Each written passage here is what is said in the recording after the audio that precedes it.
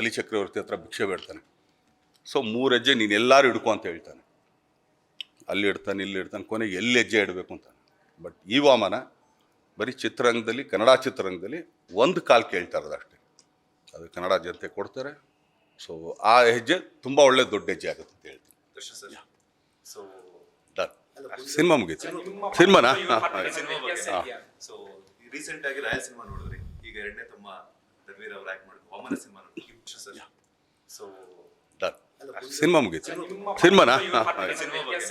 So recent ಆಗಿ ರಾಯ cinema ನೋಡಿದ್ರಿ, ಈಗ 2ನೇ ತಮ್ಮ ಧರ್ಮವೀರ್ ಅವರು ಆಕ್ಟ್ ಮಾಡಿದ್ರು ವಾಮನ ಸಿನಿಮಾ ನೋಡಿದ್ರಿ. ಸೊ ಸಿನಿಮಾ ಮುಗೀತು.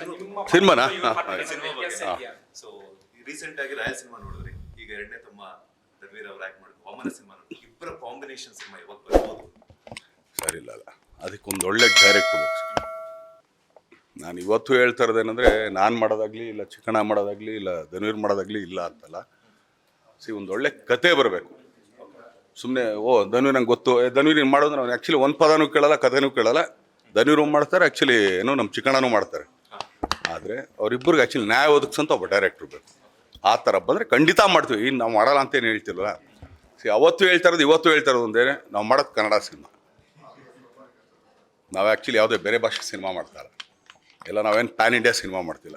ನಮ್ಮ ಕರ್ನಾಟಕದ ಜನತೆಗೆ, ಇಲ್ಲಿರೋ ಥಿಯೇಟ್ರ್ಗಳಿಗೆ, ಇಲ್ಲಿರೋ ಸಿನಿಮಾಗೆ ನಾವು ಮಾಡ್ತೀವಿ ಅಷ್ಟೇ. ಲೇಟೆಸ್ಟ್ ಹಾಗೂ ಇಂಟ್ರೆಸ್ಟಿಂಗ್ ಸುದ್ದಿಗಳಿಗಾಗಿ ಬಾಸ್ ಟಿವಿ ಕನ್ನಡ ಚಾನೆಲ್ನ ಸಬ್ಸ್ಕ್ರೈಬ್ ಮಾಡಿ. ಹಾಗೆಯೇ ಬೆಲ್ ಐಕಾನ್ ಪ್ರೆಸ್ ಮಾಡಿ. ಇದರ ಜೊತೆಗೆ ಫೇಸ್ಬುಕ್, ಇನ್ಸ್ಟಾಗ್ರಾಮ್, ಎಕ್ಸ್ನಲ್ಲೂ ಮಿಸ್ ಮಾಡದೆ ಫಾಲೋ ಮಾಡಿ.